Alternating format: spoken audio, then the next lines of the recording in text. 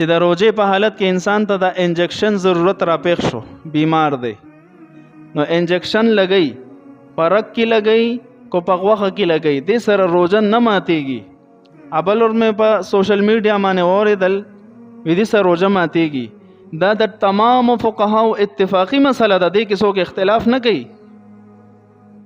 خو تاسو ته چې زه دا بار بار وایم کنه چې په سوشل میډیا باندې د هر ګیری والا خبرې مه اورئ، هر څوک مولا نه وي.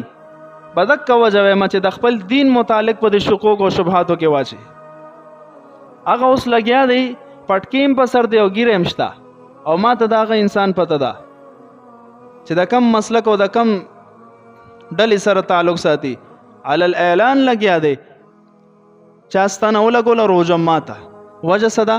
دې سره روزه نه ماتېږي، ځکه د انجکشن په ذریعې سره چې کومه دوی جسم ته دننه ځي نو دا د مساماتو د جسم کې دا واړه واړه سوري دي، خو خیال هم کړي دا واړه واړه سوري دي چې لږ غور سره وګورئ ښکاري، د دغې مساماتو په ذریعې سره ځي او د رګ په ذریعې سره دننه ځي.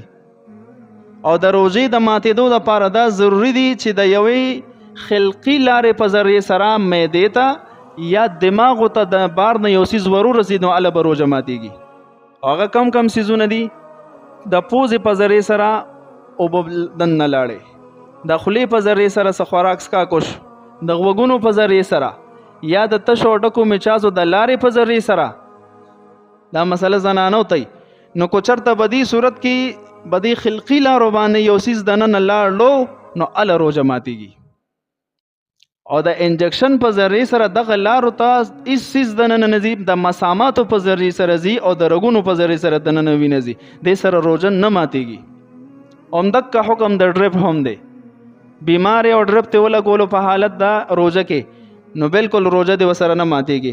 البته فقهاو دا یو جزئیه لیکلې ده چې انسان بلا ضرورت ستن د طاقت لګي یا ډریپ د طاقت دې لپاره لګي چې روزه مې محسوسه نشي، را باندې ګرانه نشي، نو داسې عمل مکروه دی صرف، اگر چې روزه وسره نه ماتېږي.